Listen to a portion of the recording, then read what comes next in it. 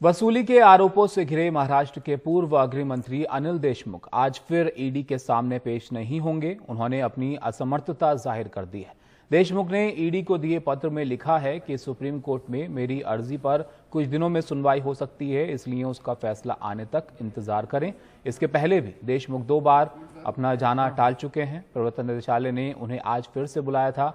अनिल देशमुख ने supreme court में याचिका दाखिल कर गिरफ्तारी जैसे किसी भी बाध्यकारी कार्रवाई पर रोक लगाने की अपील की है। सुनील सिंह हमारे साथ जुड़ गए इस पर ज्यादा जानकारी के लिए। सुनील, बताइए एक तो इस मामले के बारे में, और दूसरा अब फिर से पेश नहीं होंगे अनिल देशमुख, तो फिर इसके क्या असर जो है वो देखने को मिल सकते हैं? तभी देखिए, पूर्व गृह मंत्री अनिल देशमुख लगातार तीसरी बार समन को उन्होंने एक तरह से नज़रअंदाज किया है और वो यहाँ पर हाजिर नहीं हुए। हालांकि उनके वकील अभी यहाँ पर आए हैं, ऊपर गए हुए हैं उनका पत्र लेकर, जो कि आज सुबह जो मीडिया में जारी किया गया था। और ये बताया गया था कि चूंकि सुप्रीम कोर्ट में अर्जी दी गई है कि उनके खिलाफ कोई कोर्सिव एक्शन नहीं लिया जाए, उस संदर्भ में सुनवाई हो सकती है, लिस्टिंग हो सकती है। तो जब तक कि सुप्रीम कोर्ट का फैसला नहीं आता है तब तक उनसे पूछताछ न की जाए या उनका बयान देने के लिए आना उचित नहीं होगा, ऐसा उनका कहना है।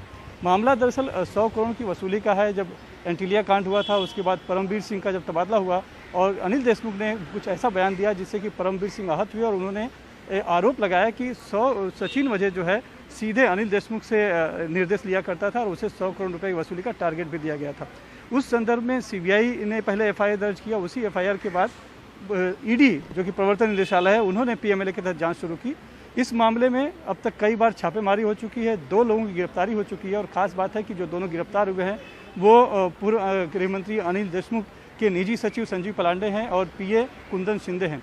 इन दोनों का जो बयान जो सामने आया है पूछताछ में और जो जांच में अब तक पता चला है बाकी लोगों के बयान से, उससे साफ कहीं ना कहीं मनी ट्रेल साफ दिखाई पड़ रहा है। खास करके बार वालों से, रेस्टोरेंट से, पब वालों से जो पैसे आए थे तकरीबन 4 करोड़ 70 लाख रुपए, उसमें से 4 करोड़ 18 लाख रुपए ये बताया जाता है कि रिलायबल फाइनेंस एक कंपनी है जिसने कि साई शिक्षण संस्था ट्रस्ट को दिया है। और वो साई शिक्षण संस्था जो है वो उसमें खुद अनिल देशमुख उसमें ट्रस्टी है, उनके परिवार की वो संस्था है, और कुंदन शिंदे भी उसी में ट्रस्टी है।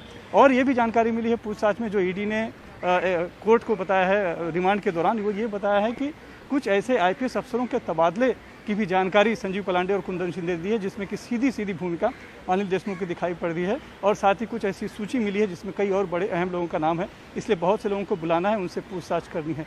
और 11 कंपनियां ऐसी थी जो कि देशमुख के परिवार के लोगों के नाम पे है, लेकिन नियंत्रण में देशमुख के परिवार के साथ है। और साथ ही 13 ऐसी कंपनियां जो करीबियों के नाम पे है, लेकिन नियंत्रण जो है परिवार का, ये भी जानकारी मिली। तो बहुत सारी मनी ट्रेल और जानकारी और फर्जी कंपनियां बनाकर पैसे को सफ़ेद करने की जो बात है वो सब कहीं ना कहीं यहाँ पर दिखाई पड़ रहा है।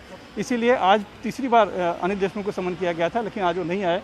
उन्होंने अदालत में जाने की बात कही है और कल जो है उनके बेटे ऋषिकेश को भी बुलाया गया है। अभी ईडी इस संदर्भ में क्या रुख अपनाती है वो पता चलेगा। थोड़ी देर में उनके वकील जो हैं इंद्रपाल सिंह बाहर आएंगे, तब स्थिति साफ होगी।